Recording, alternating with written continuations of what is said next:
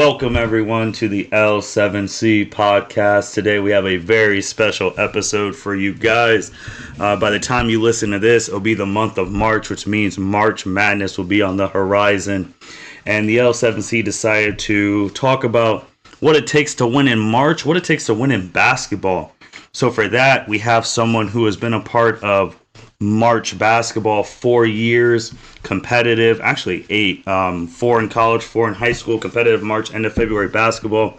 You've heard him on the real estate stuff we've done. You've heard him on the dating one, Black History Month. He's back. Junior Arrey, how are you doing today, sir? I'm well, man. Good to be back. How are you? Good. And since it's your first time back in a while, congratulating you on last year, you and Jake having a top 10 episode of 2022 with the real estate one. So congrats on having your first top 10 episode on this. I appreciate that, man. Thank you. So before we get into some of the stuff, Junior, you've been in a lot of intense February, March basketball. How different is it compared to like playing in October, November, December? Oh, it's different. Absolutely. Different feel, different vibe. It's a lot on the line.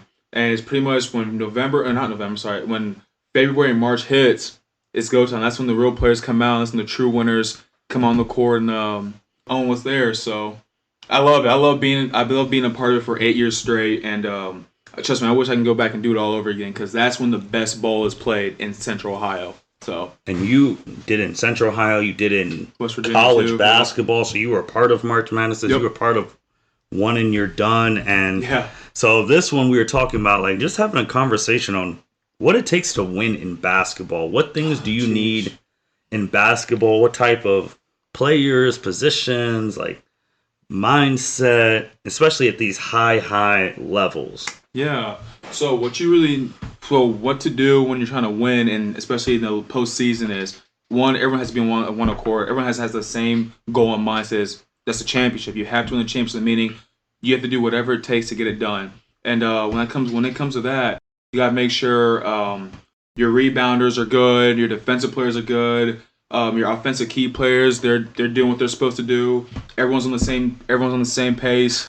And it's the crazy thing too, Marlon. We always talk about when I was playing is like it takes that one night when there's one person that has an off night and throws everything off, then you're screwed. But you always gotta make sure you're resilient and you're being able to bounce back. And if you have that down, you should be good to go. Yeah, so like you went into the player types. I wrote down some player types I think you would need on a team to be successful, and I want to run them by you. Please. These aren't in any particular order, just the way I wrote down. So first one I put down was a scorer, and I put what a scorer is someone who can, when you need a basket, when you've gone 10 minutes without scoring, who can at least get to the basket, and if they can't get there, get to the free throw line, someone who can make a shot. How do you feel about that? No, that's correct. Everyone on every single team needs a score, a go-to score like, hey, this is crunch time, we haven't scored in a while, just what you just said. We need a bucket, run a quick hitter for them, and they're willing to deliver. Every single time you need a point, they should be able to deliver every single time. And then from that end, because in basketball things, people are like, oh, score, but this is different, a shooter. Mm-hmm. So you need someone who can extend the court. Yes. Because if that score is going in, driving, kicking out to these shooters, and you don't have to be, you can be a shooter, but it doesn't mean you're a scorer. Correct. So how do you feel about that? Oh, every team needs a shooter as well. All the teams that I've been a part of that's been really successful is we had a scorer in Nick Ward or myself or Jordan Mitchell. Or Elijah Boone, if we're going that low, Elijah Boone, myself, Elijah Boone, and Tommy Collins. And then when it comes to shooters, I've always been around great shooters. For example, Kevin Smith and Brandon Shingles from West Virginia. I've always been very blessed and fortunate that so far with the two you named, we've been able to have a score that we need to get a score on or a shooter to stretch the court out. Yeah, so then going with that too, staying on the offensive one. Yeah. Need a good playmaker. Obviously, they don't have to be the best scorer. They don't have to be the best shooter, but someone who makes great decisions while they're on the court and get the ball at the right who's time. Getting to the people at the right time. How do you feel about that one? It's imperative, dude. If you don't have a playmaker or aka a point guard or even a shooting guard, doesn't matter what position. If you don't have a playmaker that operates the offense, make sure everyone gets involved. Make sure they're passing the ball at the right time in the right pocket, reading the defense, reading the defensive schemes. You need that in March and February, or you will be screwed. So then you go to little on the defense. You need someone who's willing to defend. Yes. Someone who is like willing to dive on the floor, loose balls, gritty. So I have that in my Rough Rider. Okay. So I have that. I have that separate. So I have defender saying shutting down the best player on the opposite team who's willing to do that. Yes, and doesn't care about scoring or anything else. Their goal is, hey, when I get in the game, I'm shutting this person down.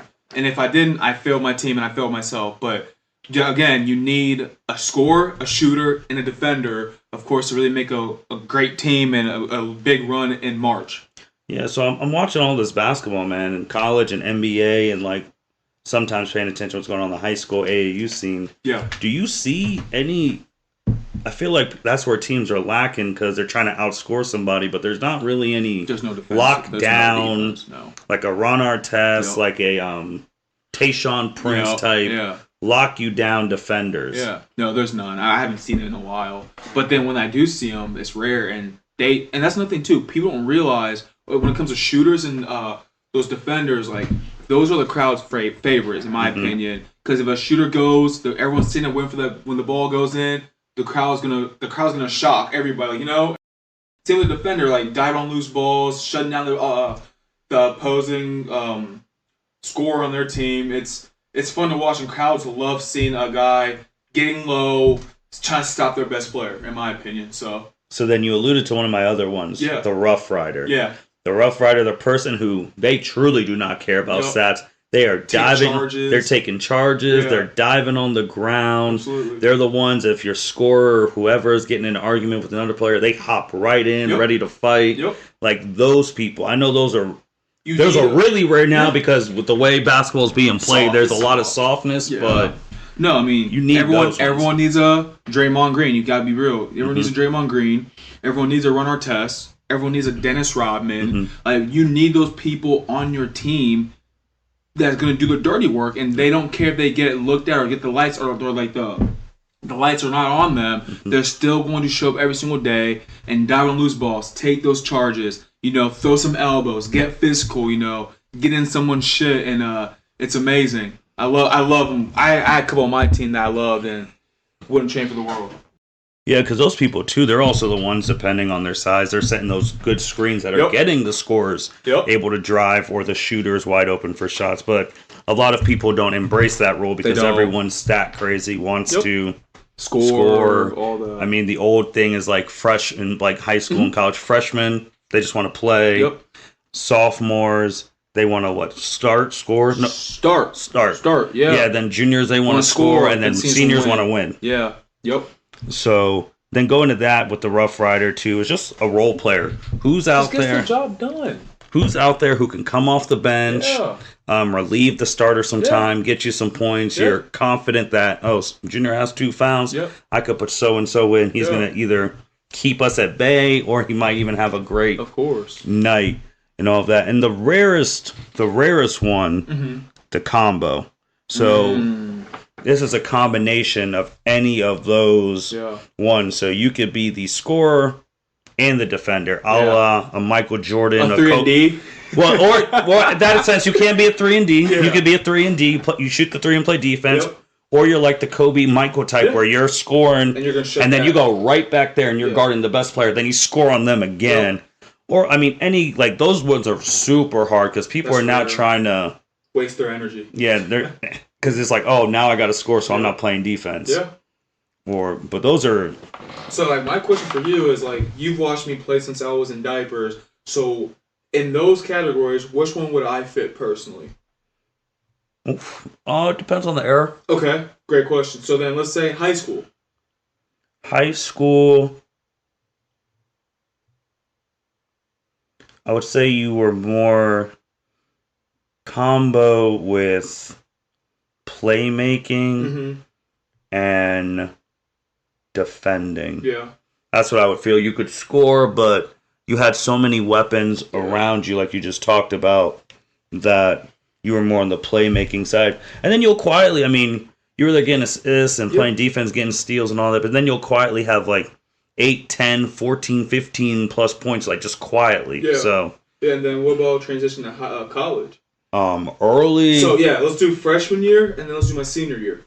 Freshman year, I mean, it was because you were defending. You were coming off the bench too, so you were that instant like jolt. So you were more the role player. Yeah.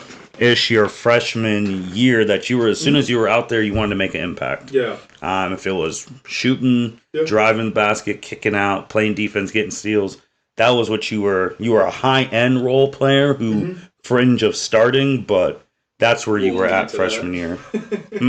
We won't get into why I was not starting my freshman year, but we know how it goes. So then sophomore year you were evolving into the combo of scoring for your team, scoring and playmaking because people left. As you and Elijah, I mean, your first game sophomore year, you almost had a triple-double. You had the game-winning assist. So, and then junior year, it went more back to playmaking, defending, and you would do the stuff other people wouldn't want to do. So you were more playmaking, defending, and like the rough riding part. I mean, you had every weapon around you, got them all the ball. There's a reason. That's the best record that school's had and all of that. And then senior year, you reached that category where you did everything. You were the primary scorer. Yeah. Primary. I mean, you got the most steals. You would defend. Yeah. You would do whatever is necessary. I mean, there are times where you can have 4 points, but then you have like 8 rebounds, 10 assists. So that's the role. In that mode, you were more, as we've talked about him before on the podcast, he's not a friend, but a great mentor-ish from afar. Tim Grover. Yep. You wanted to win. That's what his point. And I mean, there's a reason senior year you led the league. You led your team in every stat category but blocks. Yeah. And there was a reason that you were the player of the year there because you looked at your stats and you're like doing everything. Yeah. And when you were scoring at an efficient percentage. You weren't scoring like low 40s. You were in the high 40s. You were at pretty decent from 3. Yeah. The only thing was just the free throws around like 70%. So that's where it's at. Though. Yeah. So absolutely. So then you go into what I watch, and a lot of people don't know these stuff because I know like situational stuff in basketball. Yeah. So sometimes when I'm watching basketball with some people and it's a tie game and it's 2 minutes, 1 minute left, and I say the real game begins now. Absolutely. And they're just like, what are you talking about? The game's been going forever. What I mean by the real game begins now, if there's only 2 minutes or a minute especially left, each team may get 2 or 3 possessions at most. Yeah, you got to capitalize on those possessions. So that's it. It's a game of 3. Yeah. Who scores on what? Who defends on what? That's it. And then that's the game. That's it. So what do you think about that when a game is tied or you're down 1 and you're in the final 2 minutes? So are you asking like what I do personally in these situations? What are your thoughts on that? Yeah, I mean, obviously you've known, like I've always been in these tight situations where like once that 2 minute hits and the game's tied, or you're down 1. Yeah, it's make or break. It's pressure time, and that's when the real game begins. That's when you really get tested. So I'll give you examples. Like when it's tied game, and say the opponent team has the ball, I'm making sure I'm guarding their best player. I'm shutting them down. I'm running through screens. I'm chasing whatever I can do to get us that stop. And then once we get that stop, we're gonna do something that's gonna go through me. You know, especially I'm talking about my senior year in college. We're going to do something that's going to go through me or give Tim on the ball, on the block, whatever the case is. And we just got to make sure, one, we milk as much time and then we get a good possession, get a good shot. So say if it's tight or if we're down, we're pressing. You know, we got to press, speed them up, get a turnover, get a trap, whatever the case is. And then if we get a foul one-on-one, they miss, we get the ball and we go. You know, it just depends on who's on your team and what type of mindset you have when it comes to those. Because a lot of people in those during those scenarios, they choke. They don't know what to do. They're scared. They're pouting. Whatever the case is, and I live for those moments, you know. Because whatever Tim Grover says, pressure is a privilege. So this is when the real true winners come about, and that's exactly what I'm blessed and been a part of. Is all my teams like we rise to the occasion. Sometimes we fail, and that happens. You just got to go back, look at the film, see what we did wrong throughout the game to get us to that point, and then you fix it. No, I agree. It's crazy, too, because it ties into that where someone could be having a great game, but then when it's the final 2 minutes or final minutes tied, they can't make anything. Absolutely. Or they're making terrible mistakes, and you're just wondering what happened to you. And like you said, some players, they cannot deal with the pressure. Yeah, they don't want the ball. But you got to live for that. So then another thing that I look at with teams is when I'm trying to decide, like, especially for like a March Madness and stuff like that. Yeah. Has your team been down before, and how do you respond? Like, if your team's down 20 and a half, what was the end result? Did you guys give up and fight back, or did you guys just can it in? That's how you show me your mental state, like as a team. Like, if you're down 10 in the fourth quarter, do you give up, or do you keep fighting until the game's over? For me personally, I'm going to keep going because, again, you and I, we've always been through this with the whole mindset, watching Kobe, Jordan, Tim Grover, Patrick Bet-David. We don't stop until it's over with. It's that simple. I'm not going to give up. I'm not going to cave in until I hear that buzzer go. No. A lot of people, sometimes there's, again, mental toughness. Some people get down, get their ass kicked. They look at the score, they're pouting and say, oh, man, game's over. For me, no. I'm like, all right, what can I personally do now to get my team to where we can get back in a comfortable deficit and try to take the lead? Yeah, I agree, especially for the teams that I've seen you be on, and teams in general in basketball, where they have the quote-unquote superior team on paper, and they're supposed to blow a team out by 20, but then they're losing, and then they just crumble.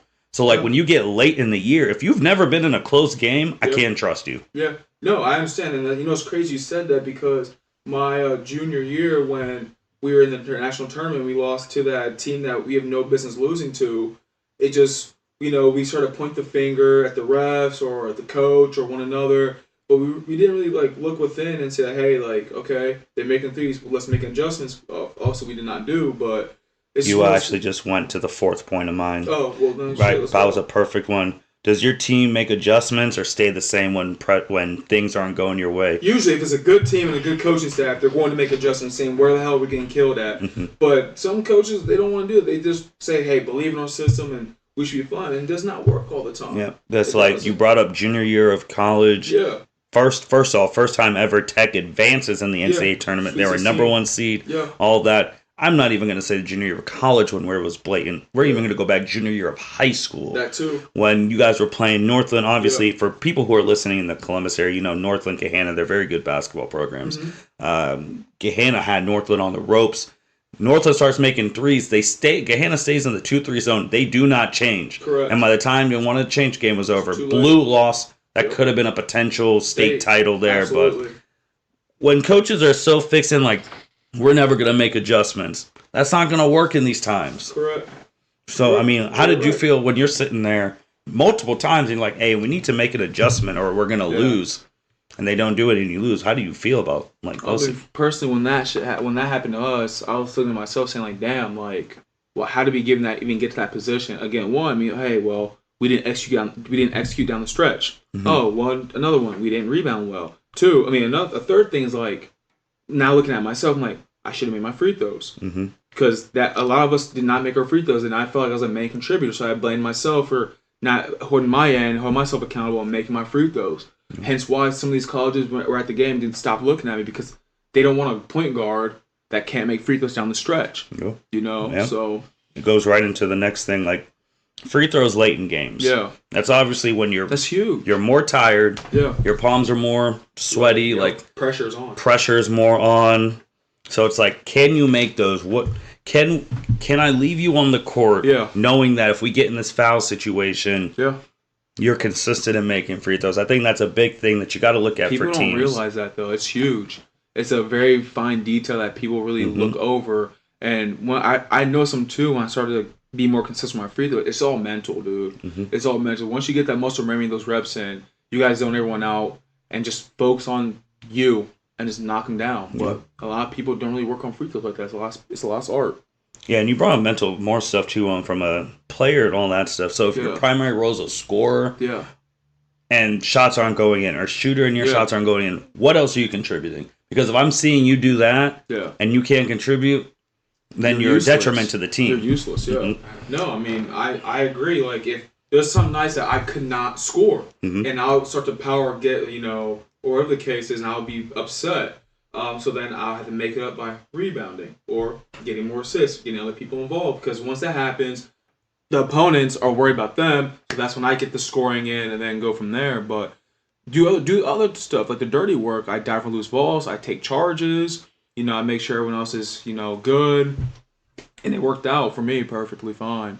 How do you feel about players who play better. Obviously, the things like some people say role players play better at home than they do on the road. Mm-hmm.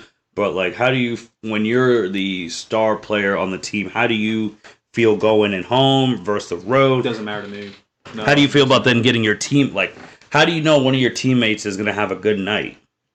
Body language and like warm ups. If they're taking the warm ups seriously and they're breaking a sweat and they're zoning everything out and just worried about us, they're gonna have a good game. And I make sure too, early in the game, I'm feeding everybody so they can get going because I know I can get going whenever. I can turn on whenever. But certain players, they don't know how to do that. Mm-hmm. So I gotta make sure I give them the ball a lot to make sure their confidence is up. They're getting their thing going. So then now, again, the coaches make adjustments to take them away. Now it's my time. Now it's easier because now they can't put too much pressure on me. Because obviously, again, think about it, senior year. What's any team we play? What's their report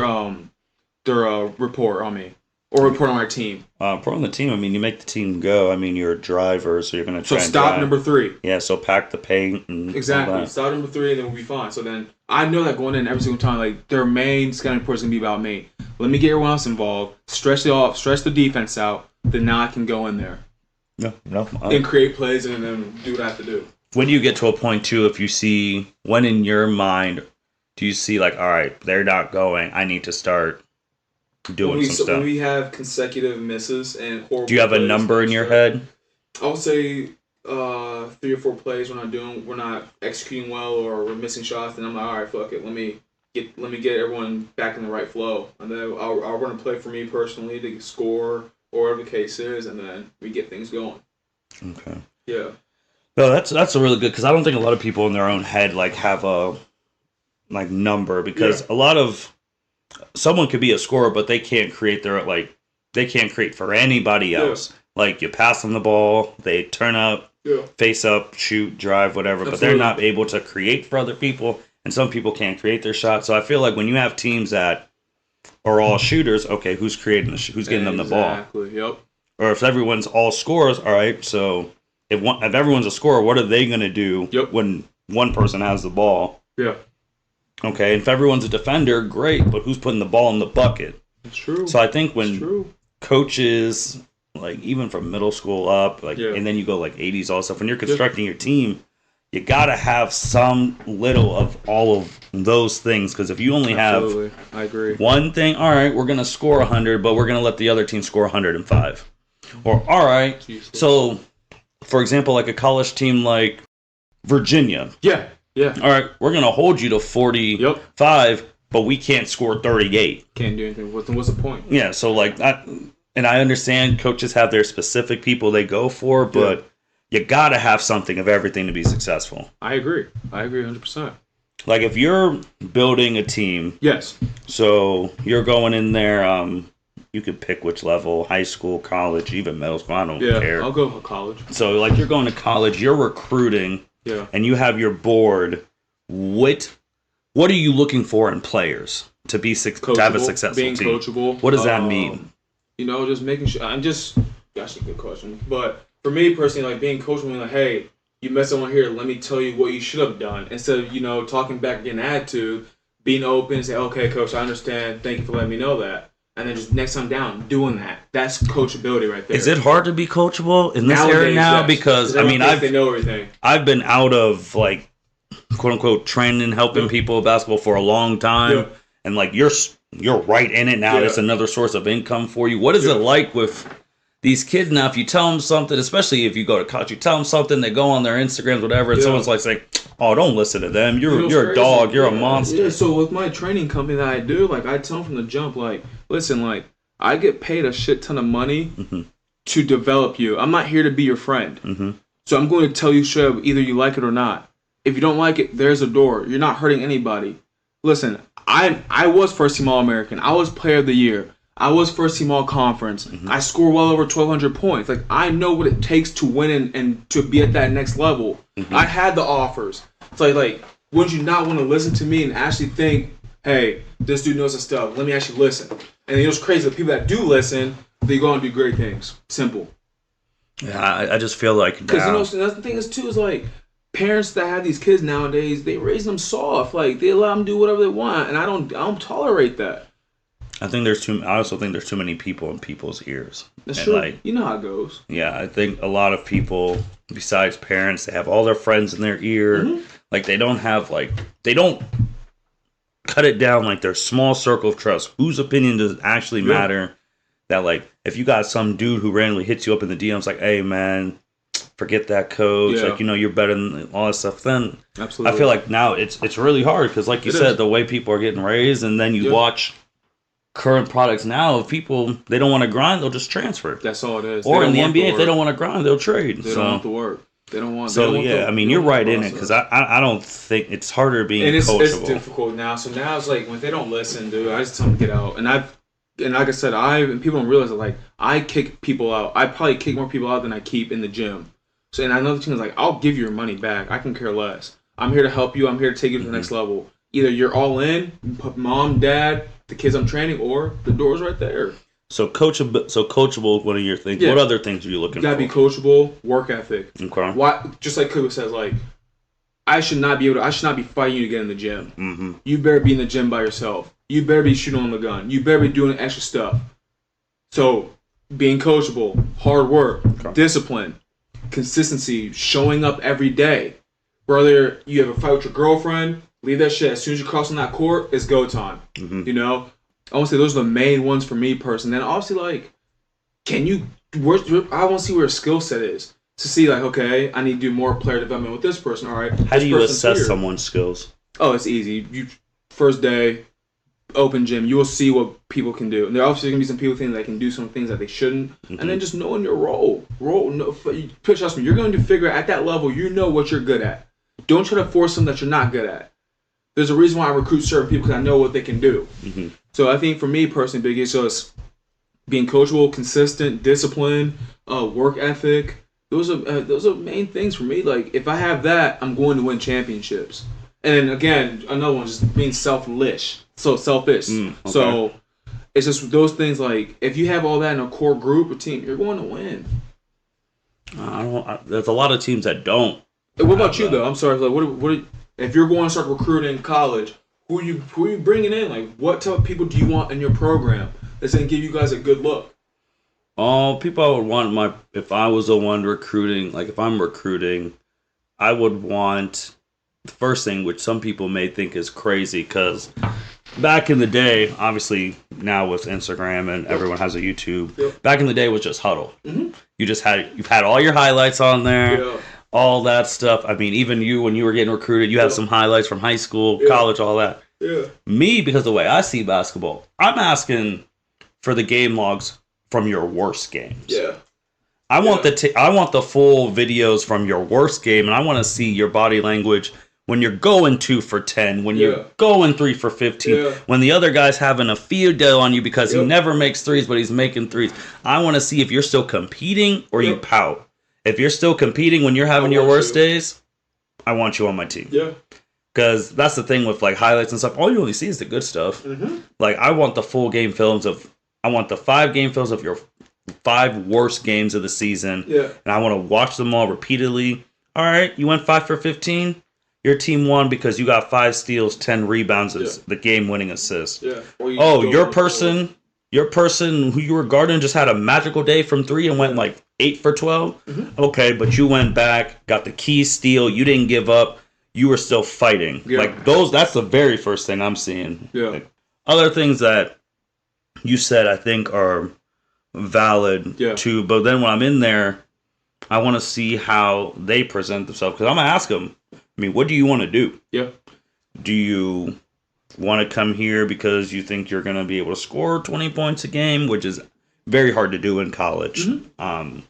Or you come in here because you want to get to the next level? Or you come in here because I make sure both, get your education? Absolutely. And then I want to listen to all that stuff. And then if they say with that, and then they don't say they want to win, I'm not taking them. Yeah. Because when you're coming to play, obviously you want to win. Simple. Like, if you don't want to win and it's not included in your thing, like, all right, I want to come there, I want to score 20-some, I want to get my degree. Cool, I'm waiting. You didn't say you didn't want to win? I don't want you. Now, if you come in, first thing's like, I want to lead this team to its first championship, I want to do all this stuff. I don't care if you say you want to score 50 points a game, but you want to win. All right. Yeah. Now you got to prove it to me that you're you want to win. Yeah. I mean, if I throw that ball in a loose ball drill, you're going to be the first one diving? Yeah, you're right. I mean, if you're going to be the star player on the team, are you going to lead by example? Yeah. Like, are you going to be in the gym, or am I going to scroll through and have to worry about you getting caught up somewhere on TikTok, stupid stuff when that means you don't want to win? So those are some of the biggest things that I would look for if I was in that thing, in that space. Because I don't agree. Because people see highlights and just be like, oh, man, they're so great. I was like, all right, well, show me their worst. I agree. But no, that's what I'm looking for. So then when you're there, would you have a percentage like, all right, I need how many people, like X amount of people who can shoot the three? I need X amount of people. That's another thing, too. That's all about player development. You can get a core group of people that you think, hey, I know for a fact they're going to bring it every single day and they want to win. And then now it's just developing them. You just got to develop them. Because sometimes there'll be times where like, hey, this score's not on, but I know this guy is a silent scorer. I think he can provide for us for this night. It's just different aspects. Of course, you're going to need your big-time shooters and big-time scorers, rebounds, defenders, but there's going to be other people that's going to start creeping up that you're going to have to keep your eye on, and then that time comes, you never know. It may be their night. Boom, that's all it is. So I think it all goes back to player development, in my opinion. I think it's interesting for shooters, high school, college, sometimes even the professional level, where if the game is a 5-point lead or whatever, they can make anything. Yep. But when talent is the same, they just pick the worst nights to. Oh, I've been there a couple times with my teammates. Yeah, the worst nights to miss shots, and it's like, well, this is the game. We really need you to make these wide open threes, and you're not. But you're able to make them when we're up 20. Yep, that's the worst. That's the worst that happens. I mean, of course, in my opinion, in my situations, a couple times, high school and college, like it sucks. But what can you do about it?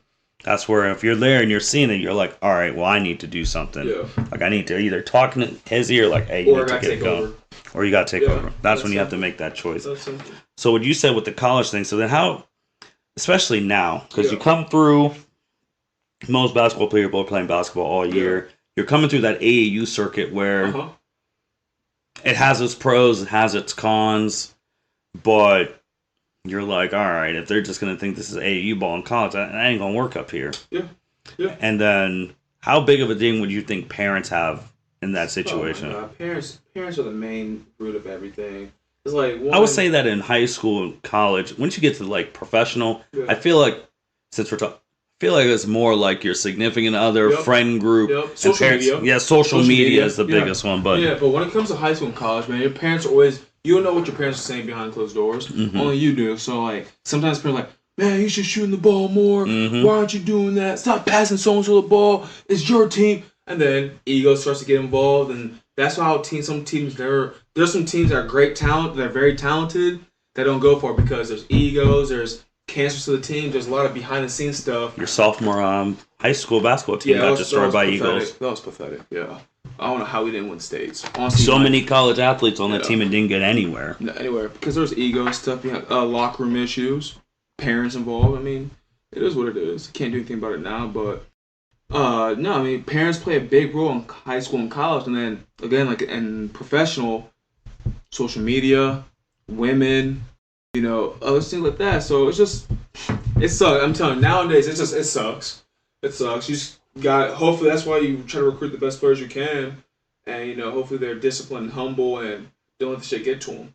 Because you're training these kids, and you're telling them to do a drill. Yeah. What do you do when you tell them to turn a drill? They turn around, and they got their phone out trying to do a TikTok. They're not allowed having their phones. How does that work? Because a lot of people they're attached. I said, listen, if you want to be on your phone, get out. Like you're not wasting my time, your parents' money, and your time doing that stupid stuff. Either you put your phone away, or the door's right there. The choice is yours.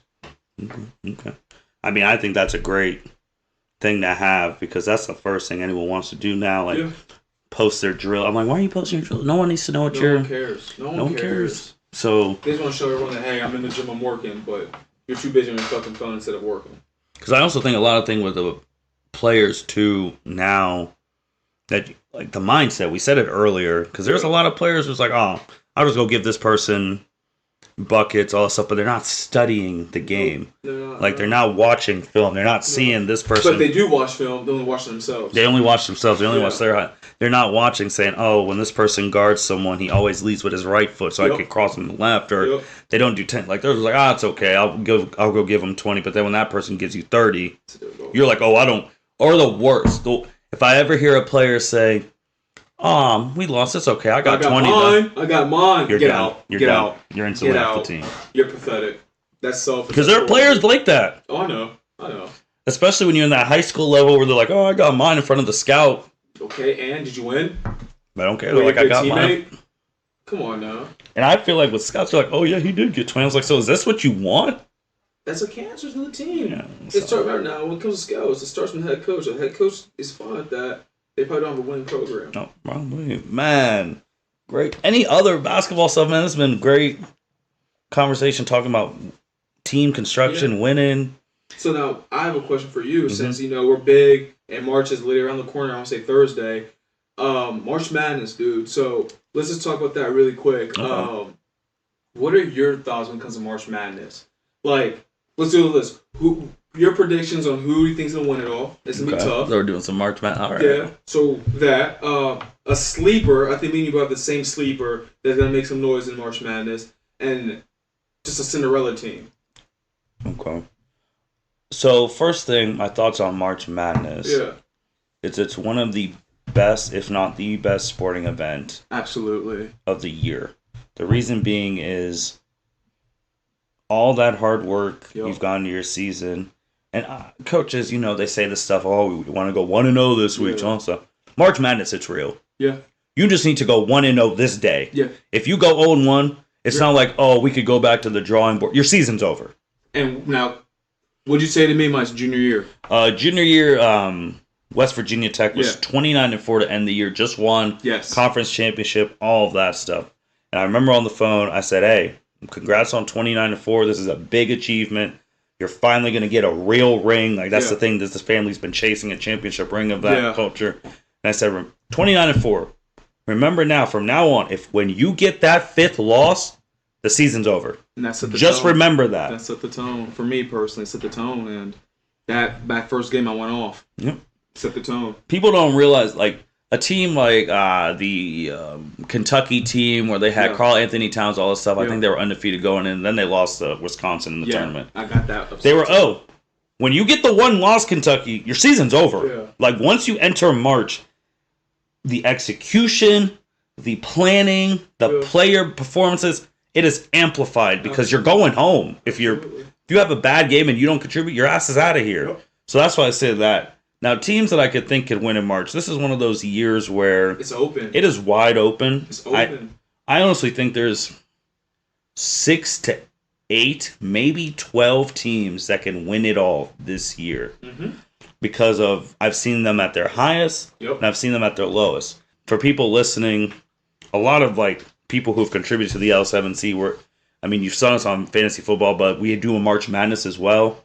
So we've had and I went with Kansas. I had that feeling with Kansas because I felt like they were tired of getting the Sweet 16 and getting their asses whooped. And they finally pulled through, won the title, self got another title. But you're sitting there and you're like, if you're really into college basketball, what did this team do against top 25 opponents? What did this team do against non-top 25? Mm-hmm. Every team has that one game where they're playing an unranked team. They should blow them out, and they're in it. What did they do there? Correct. All of those things. So teams specifically. Yeah. Depending on how we're talking how this situation goes, I do Alabama. Yeah. They have the best freshman in the country. But my thing is now, is he going to play in the March? That's what I'm saying. Depending on the situation, if he doesn't play, they will be out by in the first weekend. Okay. They'll win because they're probably gonna. If they win the SEC, they could be they could be a 1 seed. Yeah. If they're a 2 seed, I might have them. If Brandon Miller does, I might have them getting bounced by the 15, depending on who it is. So they're 1. I'll go through. I'll actually do it by conferences then. Please. So in the SEC, Alabama, Tennessee. Yeah. But Tennessee, they're they're wishy-washy. Oh, 100%. Like I really like them. Like I've always liked this Tennessee basketball since Chris Lofton, probably my favorite college basketball player ever. But they're wishy-washy, but they have a chance. You go to the ACC. I don't think anyone's going to win in the ACC. No. I don't think any team. I mean, people are like, "Oh, what about Virginia?" No, they are. They're great defenders, but they don't know how to score. Yeah, they are terrible. They're not good. They obviously they're the first team ever to be beat by a 16 when they were a 1. Yeah. And then obviously the next year, which that shows true mental toughness. It does. That the next year they won the title. But I can't trust them as I'm saying that too, just pulling up some of the rankings as of right now. Virginia's 6, but I don't think anyone in the ACC, I would avoid the ACC as your winner unless you're really trying to go. Confident. Big Ten, there's only one, and that's Purdue. That's because of Zach Edey, but if I've had conversations with people, they had Zach Edey and Jaden Ivey, who was a top pick in the NBA draft, playing in the NBA, and they couldn't do anything. They lost. They lost St. Peter's. Yeah, St. Pete. Yep. But if you look at Purdue, they're always picked to go far. I could go back to the days of like each one more. Yeah. And even Robbie Hummel. Who does games now. He does the Big Ten game. Yeah. Each one more. Hummel. Yeah. Before Jaden Ivey. Carson Edwards. Couldn't get anywhere. Yeah. So I don't know what. Some people are saying, oh, Purdue's a Final Four team. They're not. No. The top of the Big Ten basketball men's, this is the worst. It's been, the middle is fine, but men's, it's been absolutely terrible at the very top. But Purdue can have a shot, but I honestly don't see them coming out the Sweet 16. Sweet 16. Again, this is before the brackets. Yeah. Maybe we do a special episode where Selection Sunday is March 9th, I believe. That's Sunday. Believe so. Maybe when that Selection Sunday comes, me and Junior, we might go live on YouTube and not talk about it. But they're that. Big 12's been the best basketball conference this year, by far. Hasn't been close. Jayhawk. I've thought about them. Yeah. I do not think they're going to win this year. It's hard to repeat. It is, especially in this sport. Yeah, it's so hard. It's hard, but you got them. You got them. You have Texas. I liked Texas at the very, but when their coach got fired, I was out on them. I'm out. So Texas, Kansas, Baylor's Rough Riders. Obviously, they won championship 2 years ago, and they said like, oh, we beat Gonzaga because we trained with the football team. They're not ready for that physicality, which is true. Styles make fights and everything. Yeah. If a team is, if you're a finesse team and you get out and you're getting beat up, you're gonna lose. You're gonna. It's a wrap. Yeah, it's a wrap. Trash work. Yeah. So you got to change it up. But I like Baylor. I like Texas is up there. Kansas, they're there. Kansas State, they're sleep. I've watched some games from them. TCU though. TCU is a sleeper too. TCU. They can do some noise. Yeah. I will be remiss. People talk about Indiana in the Big Ten because they're ranked. They're not going to win the title. They're not They're not going to do it. They got great guards, but it ain't happening. Go to Pac-12. You got Arizona, but Arizona's. It's Arizona, man. It's Arizona. You might get a Sweet 16 out of them. You might, depending on who they're playing on matchups. You might. Yeah. And then Miami. I forgot to say Miami in the ACC. No one in the ACC is winning the title. Nobody. No. But Arizona, they're fool's gold, man. They really are. Like they're fake news. Every time you're like, oh. But you know what's crazy though, Mark? We talked about this. UCLA always does something good. Well, going to the Pac-12, UCLA has been really. That's our main sleeper. That's a main. They know how to play in March, which is disrespectful. They shouldn't be a sleeper because they're number 4 in the country right now. But no one is talking about them. No one, and I don't know how the hell Marquette is in top 10. But they're ranked? They're 10. Whoa. So they could be a potential sleeper. I had UConn when UConn was number 2, but they've just fallen off. They're not. They're falling off a cliff. But so those are some of the teams. Iowa State, Big 12. Things, yeah. And then you always got to look out for the random mid-majors. Yeah. Yes. So we go to the mid-majors. Every year you put faith in Gonzaga. Yeah. They almost get you. They get you close to the end, if not the end, and then they lose in the title game. Yep. So a Gonzaga, a St. Mary's. Yeah. People like Xavier. Yeah, Xavier's going to be nice. Hey, my prediction is, I'm not going to lie, Coach Steele from Xavier, he will be the next Buckeye coach. That's my prediction. That is my prediction. Okay. Coach Steele, if that position's open, he is stupid if he does not go for that Buckeye position. And then we're talking about those mid-majors and all of that stuff. And this isn't a mid-major, but they're in a smaller conference. Houston. Yes. That's my favorite team. They're number one in the country right now. Last year, they really put a lot of people on news. So did Alabama. That's why I'm really leading the Alabama route. But and you know what's crazy too, Martin, about that Houston? Did I not tell you when me and you always do every year? We talk about our brackets and see how we're gonna match it up. I kept telling people because Arizona was number 1 seed. I said, hey, listen, Houston is tough. You did? They know how to play. They're going to beat Arizona. You did? And look what happened. They beat Arizona. You know, all things happens that they lost to Villanova the next round because they couldn't make a shot. But I'm telling you, Houston is going to the Final Four. If not, they will win. That's my predictions. I got to see the bracket. If they stay the same, I think they're going to be the overall number 1 seed, which is going to be really good for them. Yeah. But my problem with Houston, my positive with Houston, I've actually sat and watched full games. Yeah. That defense is ferocious. Insane. Like they press. Yeah. And they get turnovers, all that. They have good players. Yeah.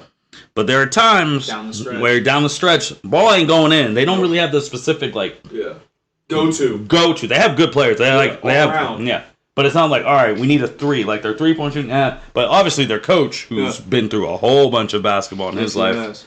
But I like them. I need to see who else they're going. Because let's just say, I don't think they would be in that thing. But let's say Kansas slits. Kansas is a 2. If Kansas is a 2 in Houston's thing, are you that confident that you would take Kansas over Houston? I'll take Houston over Kansas. So you're taking Houston over anyone right now? Yeah. Oh man, I don't. Now you're saying Houston has best against any other team at their best. I'm taking Houston. But you know how this tournament goes. And I know it just takes one bad night and it's over. That's why I love this tournament. That's why I'm always shaky. That's why whenever I watch the team I want to win, I make sure my phone's off. I'm by myself because it sucks. There's times where I should win just off of one game. Always get screwed. I always get screwed off of one game. I can tell you every single game it was, or every single year what game screwed me, and I would have won every single year. But it sucks, man. Because you're gonna have some mid-majors come in there and make some noise. You're gonna see players like when OSU was the number 2 seed and played 15. Oral Roberts, 2 players given 30 balls. If you have someone who can put the ball in the hoop and it is going in as a top seed, you're in trouble. And God, you know what's crazy too? It just, again, like I said, it just takes one night for someone to feel it. That's it. One night. And then that one night, all right, they fell to this night, and they keep going. This is what we talk about, those Cinderella type runs. Yeah. And Cinderella runs, they could change your whole career. No one thought St. Peter's were going to go that far. No one thought it would be Kentucky, Purdue. No one did. You go way years back. Yeah. No one thought that team from Davidson would go on a run that they went to the Elite Eight, but Steph Curry caught the run. Yeah. No one thought, even years after that, the Kimba Walker, which I think that's still the best run I've seen in college basketball, because they were 7th and they won the tournament. Hands down. So him and Jeremy Lamb for people in the college basketball. Napier for people in the college basketball world. Man, it's tough. Like, I think those are the teams that can win. Yeah. I think UCLA is getting the least love. Yeah. I feel like Gonzaga is going to be like, first time no one's just instantly putting us in the Final Four. We could really creep up on some people. Yeah. There is one Big Ten team that's just surprising everyone right now that I'd be on the radar for Northwestern. Yes. They are 20-7. Yeah. Put that in perspective, guys. Northwestern. How's Rutgers doing? That's another. They are currently. They just win. They know how to win. Rutgers, if they get in the tournament, they'll make some noise. Watch out. Yeah, I think they'll make some noise. Because I've watched that team. They beat Purdue. They play defense. Yeah.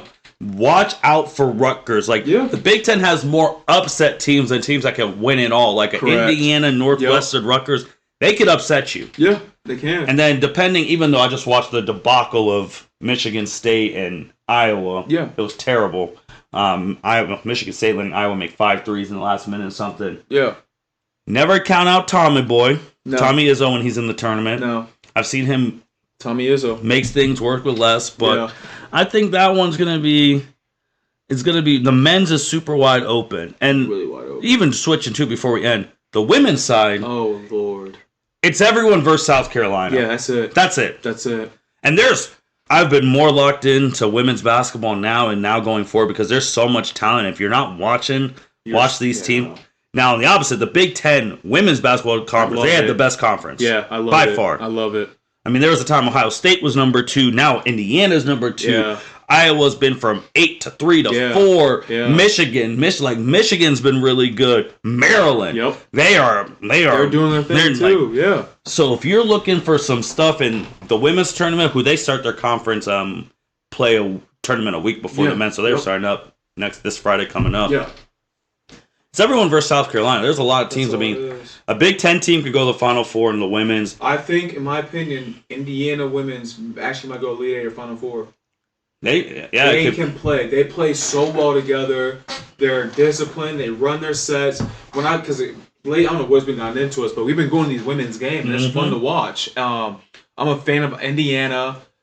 Iowa, if my girl Caitlin Clark does her thing, they'll make a deep run. Now, granted, she has no help in my opinion, but if other players step up, like their big man, that's really good. When she ate Ohio State up, if she does her thing, I think Iowa can make a run. That's a whole conversation for a whole another day because that was a schematic thing. Yeah. Even though that's still one of the best environments I've ever been to. Oh, I loved it. So you're just looking at now I'd be nervous about Indiana. Why? Because they're currently on a 14-game win streak. So that means if they go all the way and win the conference tournament, that means that next loss they're done. They're done.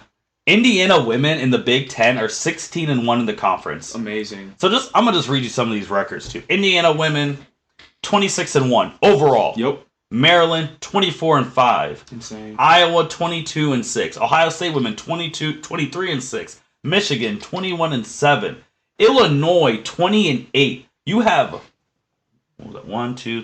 6 women's teams with 20 wins. And then you have Purdue women 18-8, who could get 20 wins if they make a run in the tournament. Yeah. So I agree.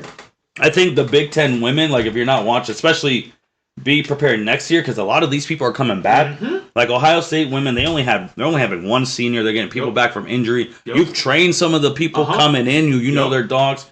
Iowa, Caitlin Clark not only just leads the women's in points, she leads all of college basketball in points. She's averaging 27. She's going to be back next year. If you're not tuned into Big Ten women's next year, you got to lock in because there's almost a top 5 matchup every week. But it's everyone versus South Carolina. Yeah, and I can't wait for that. They're so my thoughts: LSU frauds. Okay. I only say they're news. She's harsh. They played against just because they played against South Carolina. It was 1 versus 3 at the time, and they got smoked. Yeah.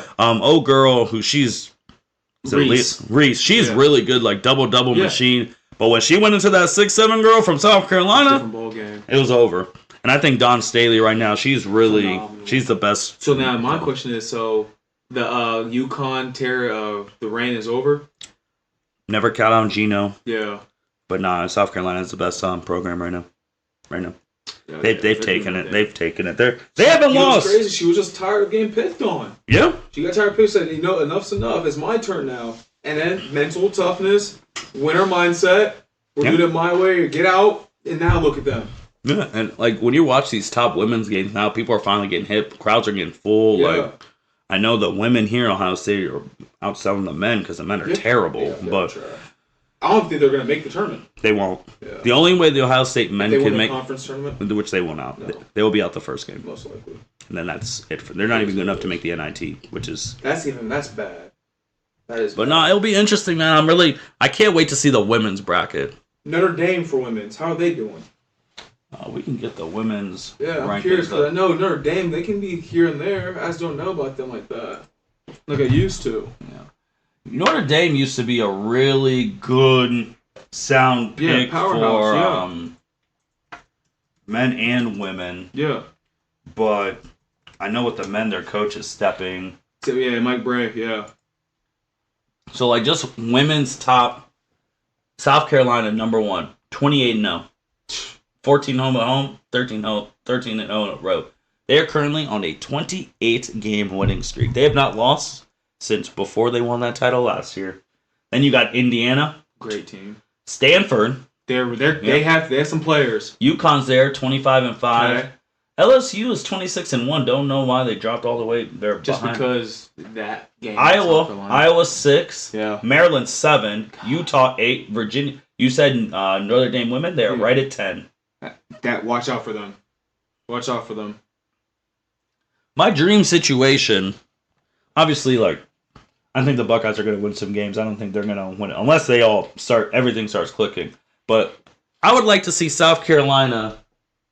I'd like to see South Carolina versus Iowa championship. That'd be my. I will fly out to that game. I would want to see. I don't know how Iowa's going to get there but Clark has no help. But if you can get Caitlin Clark against the number 1 team, South Carolina's on a 30+ game winning streak. Caitlin Clark's still the nation's leading scorer. That'd be the dream situation. That'd be awesome. Right now, they would get killed, but if we get to that point, that's what I'd like to see. 100%. But men's, there's a lot of teams that can win it. I'm going to give y'all some tidbits on March Madness. The strategy for people in this year, since it's so wide open, is don't try so hard to focus on getting the winner. Yeah. You are probably not going to get the winner. No. Get as many as you can get right in the first weekend, Sweet 16. That's the tone. If you can get someone at least in the Elite 8, you got a shot. Because I'm telling you right now, it's open. Kansas could go lose in the first round. Yep. Second weekend, they could run into Creighton. It's over. They could run. Don't have your favorite be in the same bracket as Rutgers. Do not. What if second round Houston has to play Rutgers? I'm taking Houston, man. I know you're taking them, but you're going to be sitting there quiet. Yeah, I'll be quiet until the game's over. Absolutely. So it's going to be who could survive. It's really good.